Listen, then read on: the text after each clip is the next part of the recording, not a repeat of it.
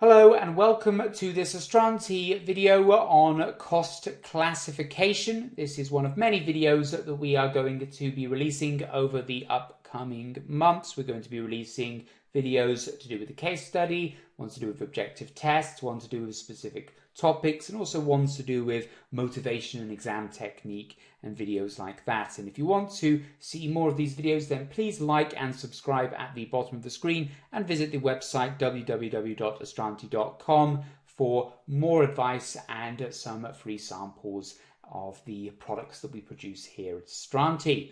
So on to the subject of this video, which is cost classification. And classifying your costs is very, very important as a management accountant. You cannot cost effectively, you cannot plan effectively, you cannot budget effectively if you cannot classify your costs and you don't understand the nature of your costs. So particularly if you are new to CIMA, you're quite early in your CIMA journey, in your CIMA studies, it's really important that you get to grips with one of the real fundamental basics, which is how to classify your costs. And cost classification is ultimately about building a small-scale system for grouping costs effectively. These costs can then be put into various different cost centers, and those cost centers can be used when you are budgeting, when you are compiling your financial statements, etc. And that's ultimately the purpose of a management accountant as well, is to analyze various different costs, understand the nature of them, understand why they are what they are, because this will also allow you to manage those costs effectively, which again is part of your role as a management accountant, because ultimately managing your costs effectively will allow an organization to increase its profit and maximize its profit, which is the purpose of a for-profit business, to provide a return to its shareholders. So in this video, I'm going to discuss various different ways in which you can classify your costs. And one of those is by element, another is by nature, whether they are a prime or an overhead cost and the definition of those two, and finally whether they are written off as a period cost or written up as an inventory cost. So we're going to start by looking at classifying costs by element. And essentially there are three main types of cost, three main elements of cost. And one is materials, the other is labor, and the final one is expenses.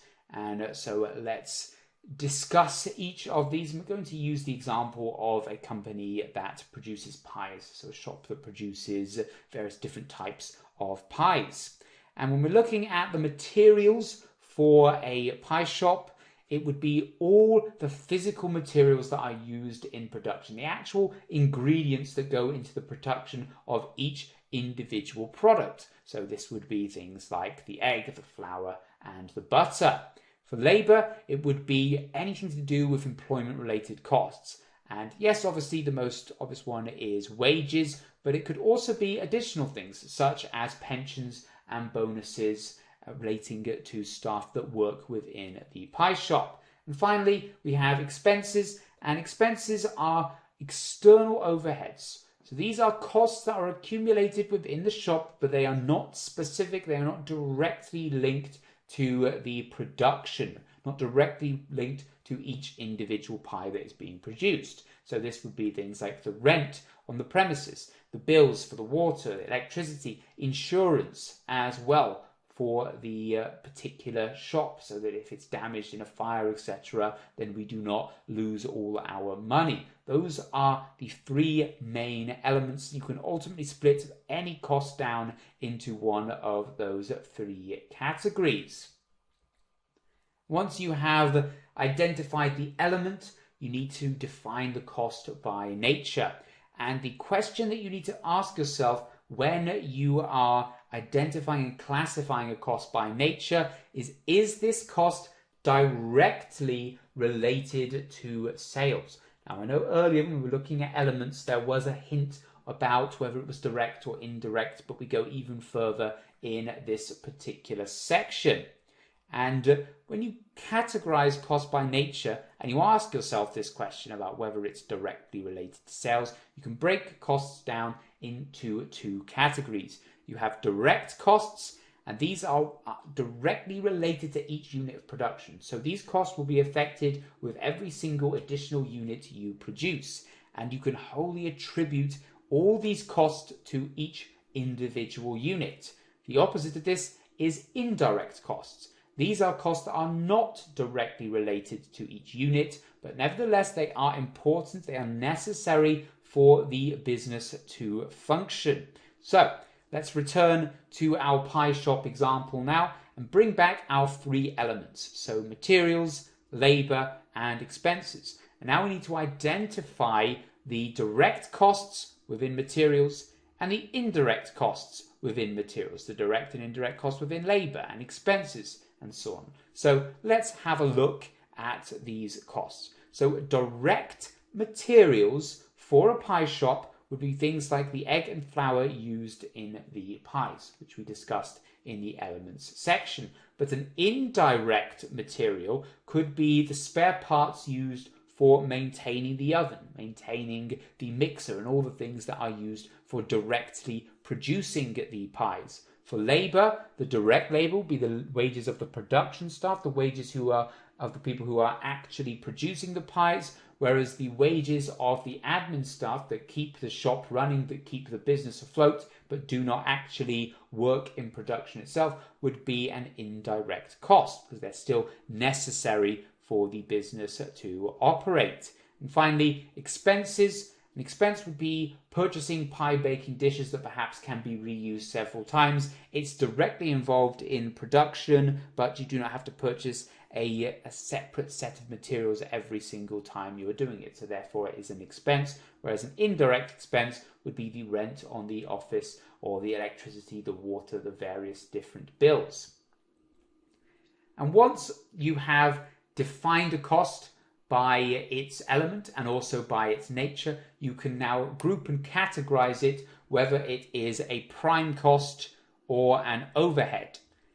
And a prime cost is the sum of all direct expenses. So direct materials plus direct labor plus direct expenses equals your prime costs. So if you had direct materials of £5, direct labor of £5, and direct expenses of £5, your prime costs would be £15.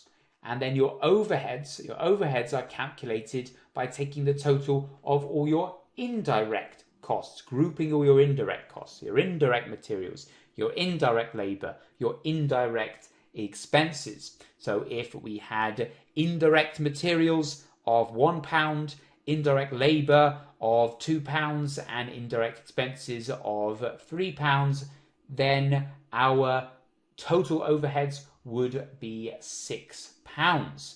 And we can add our £6 overhead costs to our £15 prime costs to give us our £21 total production or factory cost. So now you can see how we worked through this system. We started by identifying the elements, then we started by identifying whether they were direct or indirect, and once we had defined them by the element and by the fact that whether they were direct or indirect, we can now total our prime costs and total our overhead costs. And once you've done that, you can move on to the final step, which is to categorize them by a period or an inventory costs. And these are different. Period cost relates to a specific period, whereas inventory relates to the specific product. So a period cost is attributable to a specific time period, not to actual units of production,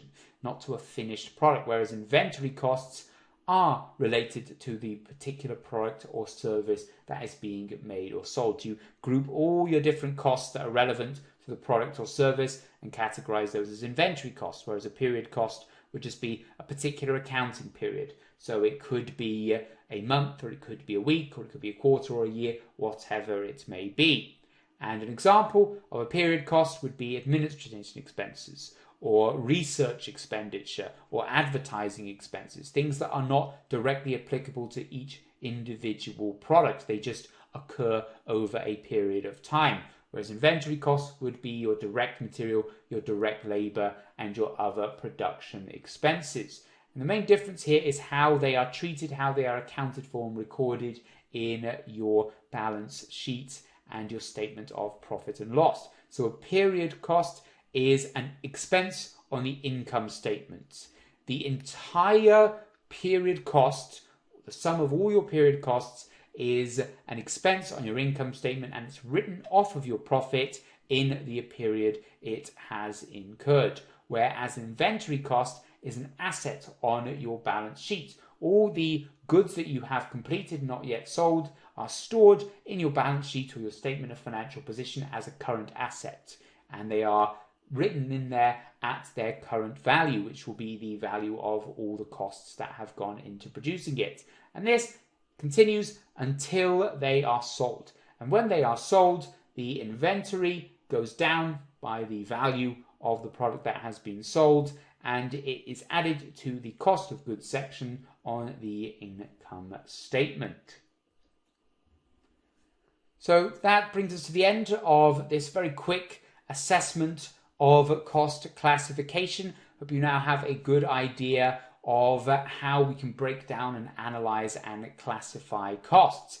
At the start of this video, you might have been thinking that every single individual cost that a business accumulates is just its own individual cost, and accountants have to go through millions of receipts at the end of each financial accounting year to find out the exact specific costs of every single little bit of item or electricity or everything that has perhaps been used over a period. But you can see this is a step-by-step process where you first break down everything by whether it is material, whether it is labor, whether it is an expense. You then break it down further by asking yourself whether it's directly related to sales or whether it's indirectly related to sales, and therefore you can then split these elements down again as we did in this example here.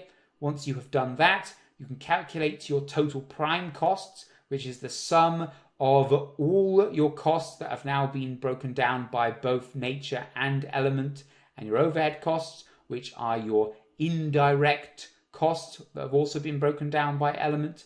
And finally, we looked at how we would store those in the accounts based on whether they were period costs relating to a specific period, usually expenses such as admin expenses and research and development, or inventory costs, which are related to the specific product itself, and they are treated differently in the financial statements. Period costs are written off as one big expense in the income reports, whereas assets remain as a current asset on your statement of financial position until they are sold, at which point they become a part of your cost of goods sold. So thank you for watching this video. I hope you enjoyed it and now have an understanding of how and why to classify costs. If you would like to see more of these videos, please like and subscribe at the bottom or visit the website www.astranti.com. So I'd say goodbye for now. Thank you very much for watching, and I hope to see you again soon.